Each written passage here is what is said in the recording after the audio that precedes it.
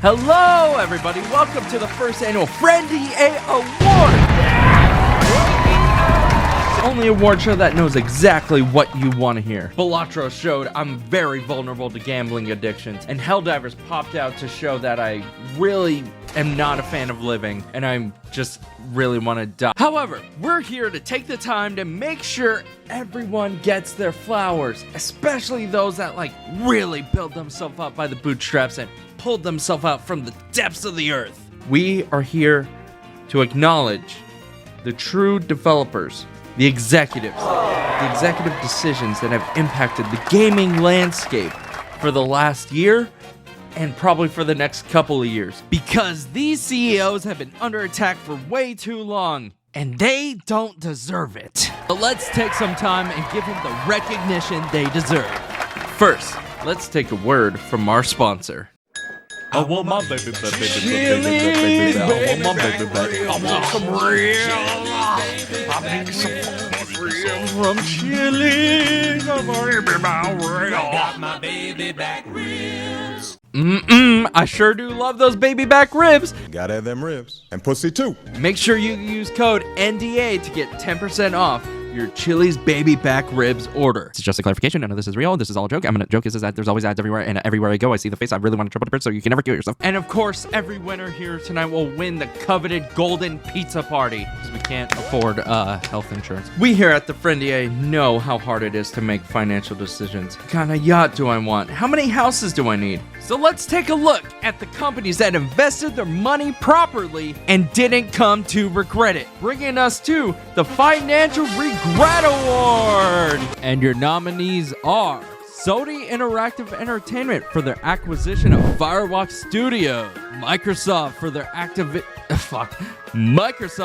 acquisition of Blizzard Entertainment, Embracer for everything. They bought a lot. I'm surprised they did that. Why didn't we stop them? They just kept going. Krafton for buying and saving Tango Gameworks, and the winner is Embracer for canceling 29 games, shutting down 7 studios, and selling a bunch of Gearbox stuff. And good lord, you're really bad. Wait, and you put everything into a Saudi Arabian investment group because it's all based on oil. Oh my god, you are really terrible at what you do. What the Congrats to everyone over at Embracer. I hope you collapse eventually. Now folks, I know we're only a couple minutes in here, but just to keep the pace going forward, we're gonna take a minute to acknowledge those that have moved on, not necessarily passed away, but those that have moved on from the games industry, not by their own fruition, but simply because they did not work enough. It has nothing to do in their over-ambitious nature.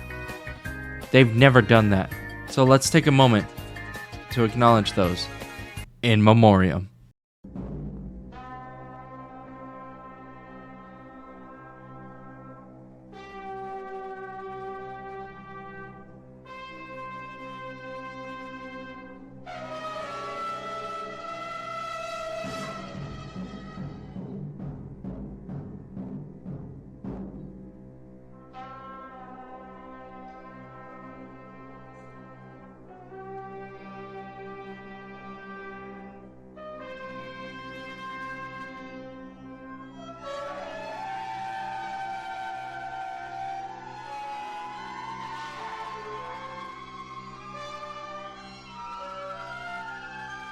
On that note, let's take a look at the highest kill count award. Now, this has nothing to do with our beautiful James A. Janice, but we're gonna look at how many people and how many companies just got laid off. Because, we have to make sure everyone up top stays eating well and no one else deserves anything else. Let's run through a list real quick.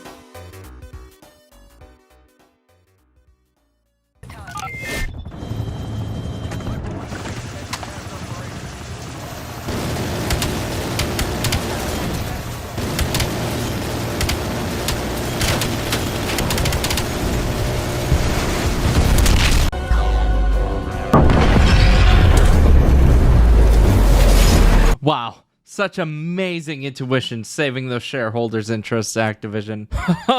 You are nothing but perfect in any way, shape, or form. Before we get to the final categories, I really want to get something off my chest. It seems like every year, game dev looks like it's collapsing in on itself. And even last year, it's the same message that I had before. I thought it would get better, and I still hold it in my heart that it will. Or it's the insane amount of copium I'm ingesting. Most developers want to make games that they grew up with, to rekindle that same feeling they had sitting down in front of a TV. Me, it was the countless hours with Call of Duty. It was that first time driving through Fujimi Kaido. The more you look at the way the world is now, video games are so insanely lucrative that a lot of the executives at the very top see how much money games make. Fortnite, Warzone, all the live service games that we're very, very tired of, except for Marvel Rivals. That's just good. That's real good. And they don't see the fun or the passion that developers will put into every game. They only give a shit about the dollar sign going up. It's a business, it's an investment, and so of course they're only gonna see that. Like how even Black Ops 6, one of the most successful and well-received COD in the last couple years, cut costs because they refused to give AI protections to anyone. Not the voice actors, nothing. Even like on the art, you will see so much AI now, and it's bland. It takes all the soul out. To non-game developers, this is for you. I'm looking at you with my virtual eyes, and every project I and any other developer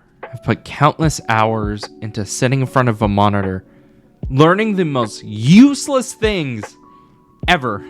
Like, this is a non-applicable job. There is no ulterior motive for us. I've worked on some of the most successful games recently. 2 Call of Duties, The Last of Us, and Forza, which I don't even think it made money back, but it made enough for people to get bonuses. Not me. I got priced out of my previous apartment. And I didn't even get healthcare until the current company I'm at now. This industry takes a long time to be seen as a success. And with all a bunch of fake developers, like these pseudo wannabe dev people that say they are but have no actual stakes in the industry, that are pretending to be a voice against the big guys. They've done nothing to help better people or better anything in the industry aside from have you just yell at someone on the internet. And even then, it's not even the right person half the time because they're so short-sighted and everything is just a brief monetary gain for your attention. They want your attention. I want your attention. It's all us trying to communicate to you. I'm trying to bring us back together to where it was before, because this division isn't helping us in any way. This has never been an us versus you situation. This has always been an us versus the system. And the more we acknowledge that, we'll finally be able to get something to change in this industry. And hopefully it's for the better. Now, lastly, for the final award of the night. Best CEO to visit Epstein.